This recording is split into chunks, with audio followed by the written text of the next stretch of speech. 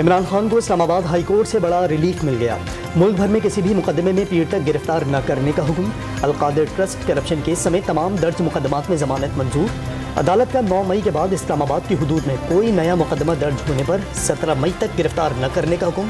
ضلع شاہ قتل کیس میں 10 روز کی راہداری ضمانت منظور۔ ریاست کو چیئرمین پی ٹی آئی کی سیکیورٹی یقینی بنانے کی ہدایت۔ عمران خان کو جلاؤ گھیراؤ اور توڑ پھوڑ کی مذمت کا ڈکلیریشن جمع کرانے کے احکامات۔ القادر ٹرسٹ کیس میں اگلی سماعت پر تمام فریقین کو مکمل تیاری سے آنے کی ہدایت۔ عمران خان کا عدالت کا تحریری حکم نامے تک ہائی کورٹ میں ہی روکنے کا فیصلہ۔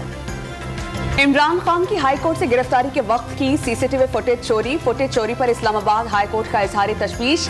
کوئی نہیں تھا جو ان ٹھگوں کو روکتا، جسٹس میاں گل حسن اورنگزیب کا اظہار برہمی۔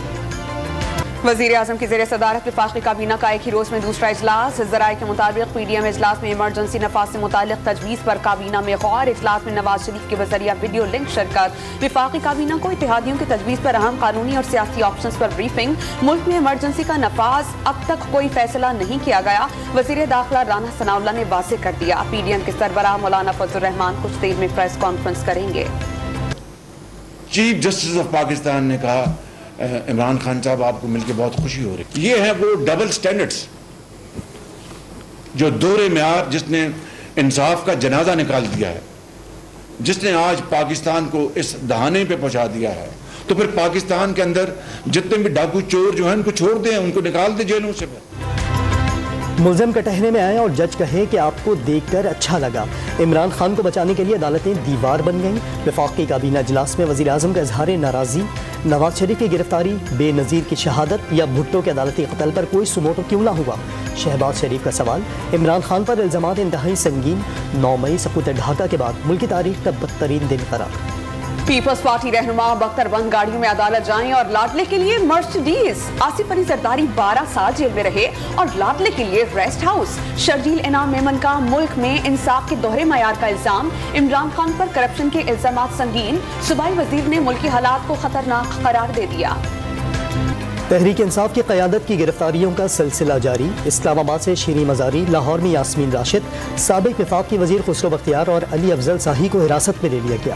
پنجاب بھر سے پرتشدد کارروائیوں میں ملوث گرفتار افراد کی تعداد 2500 ہو گئی۔ لاہور میں کور کمانڈر ہاؤس اور فوجی تنصیبات پر حملہ کرنے والوں کی شناخت، اسلحہ، ڈنڈوں اور پیٹرول بموں سے لیس تھے۔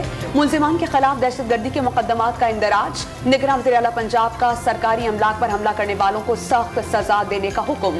شرپسندوں کے سہولت کاروں کے خلاف بھرپور کارروائی کی ہدایت۔ قانون کی حکمرانی پر کوئی سمجھوتہ نہیں ہوگا۔ نگراں وزیر اعلیٰ پنجاب محسن نقوی کا اجلاس سے خطاب۔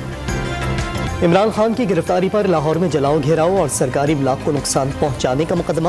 تھانہ ریس کورس پولیس نے تحریک انصاف کے 12 کارکنوں کو انسداد دہشت گردی عدالت میں پیش کر دیا۔ اے ٹی سی کے جج نے تمام ملزمان کو شناخت پریڈ کے لیے 7 روزہ جوڈیشل ریمانڈ پر جیل بھیج دیا۔ فیڈرل انویسٹیگیشن ایجنسی میں تعینات Waqar Ahmed Chauhan D G NAB Khyber Pakhtunkhwa تعینات۔ اسٹیبلشمنٹ ڈویژن نے 20 گریڈ کے senior police officer Waqar Ahmed Chauhan کی تعیناتی کا۔ کور کمانڈر پشاور کا ریڈیو پاکستان کا دورہ۔ ریڈیو پاکستان پر حملے کے واقعے پر تفصیلی بریفنگ۔ کور کمانڈر نے عمارت کے مختلف حصوں کا دورہ کیا۔ پاک فوج کا عملہ ریڈیو پاکستان کی بحالی اور صفائی کے عملے میں مصروف۔ کور کمانڈر کی عمارت کی بحالی کے کاموں میں مزید تیزی لانے کی ہدایت۔ پاک فوج کی مدد سے دن کے بعد ہی نشریات کا دوبارہ آغاز۔ اور بلوچستان کے علاقے مسلم باغ میں دہشت گردوں کے ایف سی کے کیمپ پر حملہ۔ ایف سی اہلکاروں سے فائرنگ کے تبادلے میں 2 حملہ آور مارے گئے۔ آپریشن کے دوران 2 سیکیورٹی اہلکار بھی شہید اور 3 زخمی ہو گئے۔ آئی ایس پی آر کے مطابق دہشت گرد عمارت میں چھپ گئے۔ عمارت کلیئر کرانے کے لیے دہشت گردوں کے خلاف آپریشن۔